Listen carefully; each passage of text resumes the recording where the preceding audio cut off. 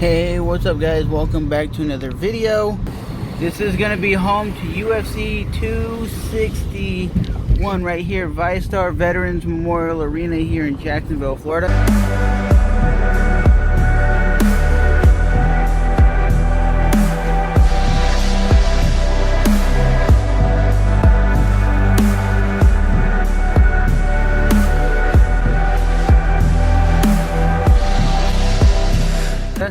They're going to have a full capacity crowd of 15,000 people packing this arena.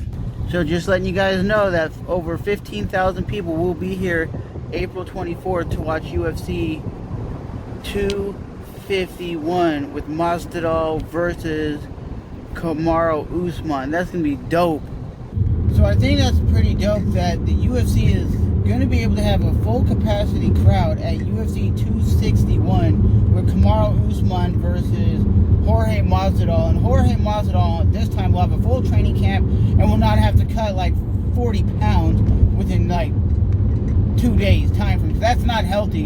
And you can see he also had to go to Abu Dhabi, which is like a 12 to 14 hour flight, and then quarantine and then cut weight. So basically he had no time to do anything. It was just basically get your ass to the event, fight, and Kamaru had a full training camp. So I believe this is going to be a different outlook, a different fight than what we got previously before with Kamaru versus Masvidal. Masvidal is a beast. I think this is the fight that should happen, and it was only a fight that made sense because Jorge didn't have a training camp the first time, so at least they're giving him a chance to fight again. And then you have Jessica Andrade versus Valentina Shevchenko, and I'm telling you guys from watching Valentina, she's basically the Anderson Silva of her division. She's kicking people's heads off, and she's making it look easy. The only girl that has beaten her is Amanda Nunes. Could Amanda Nunes beat her now? Right now, could Amanda Nunes beat the Shevchenko of today? Maybe, possibly, but surprised when Dana White announced that a full capacity crowd will be attending this event. Is it going to actually be a full capacity crowd of 15,000 people? Maybe, maybe not.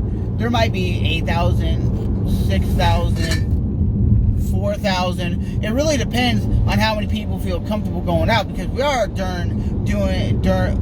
are having a pandemic, so some people are scared to go out. Some people are like, nah, I'm just going to go out anyway and have a great time and enjoy the festivities of going to an event, because a lot of people have not gone to an event in a very, very long time. So for myself, I'm just pumped to see the UFC being allowed to have fans. When they said fans are allowed, I was assuming maybe 2,000, 3,000. But when they said like basically a full capacity crowd, if it's the same amount of people that go to the Jacksonville Iceman hockey team, that's only like 7,000 people. But that's still saying there's going to be a crowd there, and it's going to be great. And it's a different atmosphere when you have crowds there, and you have people fighting in front of a crowd and people fighting in no crowds. Because the people that fight in front of no crowds, it's like, it's good, it's still entertaining, but you have that crowd going ape shit nuts when somebody's just fighting their ass off. It's a different atmosphere, a different experience. And this where the UFC is going to be performing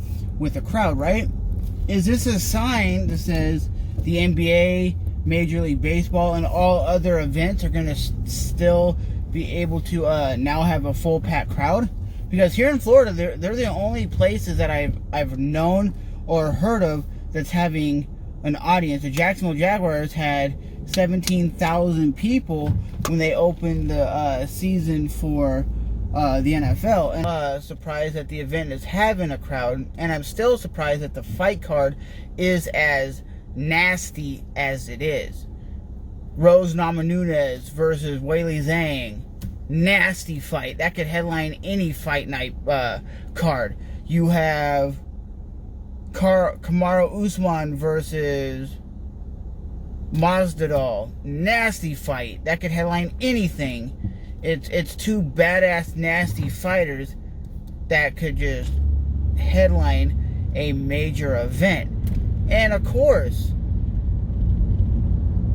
this whole fight card, top to bottom, is phenomenal. I don't know what the undercard is because it doesn't say on UFC what the undercard fights are, but the main event itself is nasty. Do I think this fight is going to be a great card top to bottom? I hope it is. I hope it's just like the fight card they came back in May of 2020, where they came and had some of the best fights of the year. I mean, that time it was odd because it was in a full empty building and they had like 3 fights back to back, 3 fight cards back to back, and the fighters stayed at the I think it's Regency Hyatt downtown Jacksonville. So I like I said, it's cool to see them doing it in my town that I know of, and it's not like Chicago or it's like Austin, Texas or something. I think the reason they're doing it in Jacksonville is we have the arena, we have fight fans, and we're a sports town. The Jacksonville Jaguars, the Jacksonville Sharks, Arena Football, the Giants, minor league, I think they're semi-pro basketball league players, Jacksonville Jumbo Shrimp, minor league baseball team, and then we have the Jacksonville Icemen hockey team, which are a pretty decent team. And it's great that Dana White is like, hey, we're going to open up fans again, because I honestly thought, realistically, the only fight card that we'll have in 2021 or 2020 was a Conor McGregor fight card with fans. That's honestly what I thought. I thought there'd be no way they would ever have fans in attendance, and if there was fans in attendance, it'd be like 2,000 or 3,000 people tops in the arena. And I think, I guess they're saying a packed house, so that to me means the 15,000 people that they can pack in there, or it just means what they can fit in there when they do the hockey games, which is like 8,000 people. But even 8,000 people is more fans at a UFC event that they've had since January or February of 2020. So as always, that's my take on the fight card. I think it's going to be a phenomenal